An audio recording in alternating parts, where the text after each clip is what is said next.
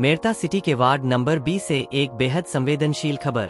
यहाँ चौकीदारों के मोहल्ले में रहने वाले 7 मासूम बच्चों की जिंदगी पिछले 3 महीनों से संघर्ष में गुजर रही है। इनके माता पिता अचानक कहीं चले गए और बच्चों को अकेला छोड़ दिया। बच्चों की उम्र 15 साल से कम है और अब ये पूरी तरह जीवन यापन के लिए संघर्ष कर रहे हैं। जानकारी के अनुसार घनश्याम चौकीदार और रेखा चौकीदार अपने बच्चों के साथ झुग्गी में रह रहे थे। करीब 3 महीने पहले घनश्याम अपने घर को छोड़कर कहीं चले गए।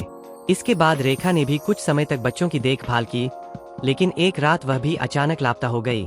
ऐसे में पड़ोसियों की मदद ही इन मासूम बच्चों की जिंदगी की उम्मीद बन गई। दया वैष्णव और उनकी पुत्री सोनू वैष्णव ने बच्चों के लिए ऊनी और जरूरी सामान उपलब्ध करवाया। इसके अलावा स्थानीय व्यापारी श्याम सुंदर लखारा और अन्य समाज सेवी भी आगे आए और इंदिरा रसोई के माध्यम से बच्चों को समय पर भोजन की व्यवस्था की। ग्रामीणों ने बच्चों की इस स्थिति की जानकारी बाल विकास कल्याण विभाग नागौर को दी। इसके बाद बाल कल्याण समिति के अध्यक्ष डॉक्टर मनोज सोनी और मेरता विधायक लक्ष्मण राम कलरू घटनास्थल पर पहुंचे। उन्होंने बच्चों की स्थिति का जायजा लिया और स्वास्थ्य परीक्षण के लिए बच्चों को रेन CHC लाया गया। यहाँ डॉक्टर महेंद्र विश्नोई, डॉक्टर पंकज कुमार मीना और रामकिशोर मेघवाल ने सभी बच्चों का मेडिकल परीक्षण किया। एक बच्चे के सिर पर गहरा घाव था, जिसकी देखभाल विशेष रूप से की गई।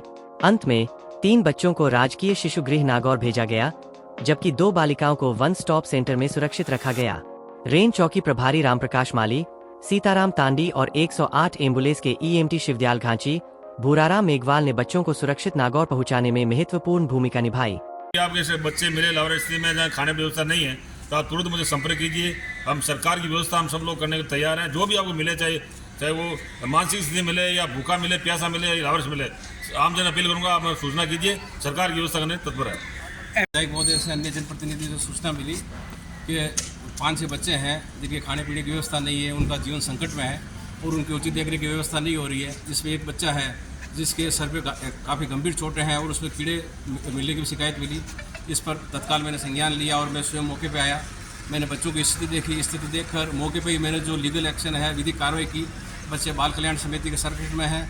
बच्चों के इलाज की व्यवस्था, उनकी शिक्षा की व्यवस्था, स्वास्थ्य की व्यवस्था, आवास की व्यवस्था, ये सब सरकार की ओर से, समिति की ओर से एज पर हम करेंगे। इसके साथ ही रिव्यू किया जाएगा। फिलहाल बच्चों को कहाँ कैसे क्या भेजा जा रहा है, आगे की क्या कार्रवाई? सभी 5 बच्चों को हमने बाल कल्याण समिति ने संरक्षण में लिया है, जिसमें जो शिशु है 3 उसको हमने राजकीय शिशु गृह नागौर में आवासित कराया है। अन्य 2 बालिकाएँ हैं उनको हमने वन स्टॉप सखी सेंटर आवासित कराया है। इसके साथ ही इस पूरे मामले को हम सामाजिक जाँच रिपोर्ट तलब करेंगे। इसके आधार पर जो आगे कार्रवाई है एज पर लो हम करेंगे इसमें। Thank you.